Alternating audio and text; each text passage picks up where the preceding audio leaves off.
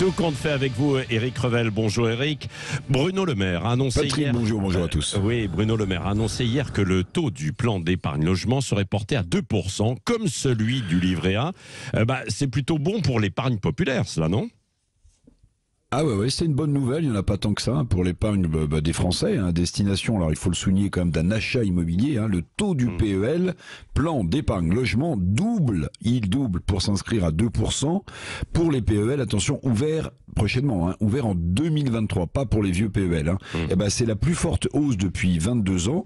En France, 2 chiffres, il y a plus de 12 millions de PEL et l'encours total de ce type d'épargne, je parle juste des PEL, c'est plus de 300 milliards d'euros, Patrick. Oui, alors c'est bien de mettre ce taux du PEL à ce niveau, mais l'inflation officielle est 3 fois supérieure.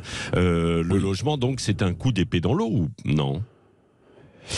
Oui, vous avez raison, l'inflation elle est à plus de 6%, ça signifie que chaque année, même avec un PEL à 2%, votre capital est grignoté, de 4%. Mais attention, un PEL c'est surtout intéressant pour le taux d'emprunt que vous obtenez lorsque vous achetez un bien immobilier ou lorsque vous effectuez des travaux.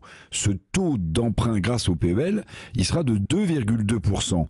Or, avec à la remontée justement des taux d'intérêt, si votre banque accepte de prêter sur 15, 20 ans, 25 ans, aujourd'hui, les taux que vous donnent les banques, c'est plutôt 3 ou 3,5. Vous voyez, donc avec le PEL, vous allez emprunter moins cher. Donc je résume, un PEL mieux rémunéré, 2%, et qui vous permet d'accéder à un coût de crédit pour acheter votre bien immobilier plus bas, c'est quand même évidemment une bonne nouvelle. Et puis si en plus, on le disait il y a quelques jours, les prix de l'immobilier baissent, alors 2023 ou plus sûrement 2024 avec la reprise économique annoncée, peut constituer le moment idéal pour ceux qui le peuvent pour acheter un bien immobilier. Alors pourquoi le gouvernement bichonne-t-il autant l'épargne populaire ? Dernière question, Éric Revel, oui.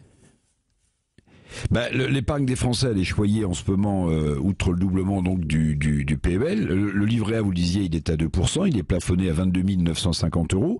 Il y a aussi le LEP, le livret d'épargne populaire, qui est plafonné à 7 700 €, qui verse 4,6% d'intérêt. Alors évidemment, on peut se poser la question, pourquoi est-ce que l'État, bichonne autant l'épargne populaire ? Moi j'ai 2 explications.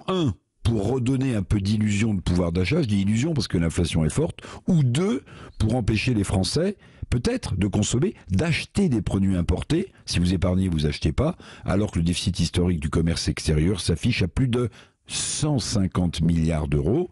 Patrick, choisissez votre réponse comme vous voulez. Merci à vous. Tout compte fait, Éric Revel, chaque matin. Allez.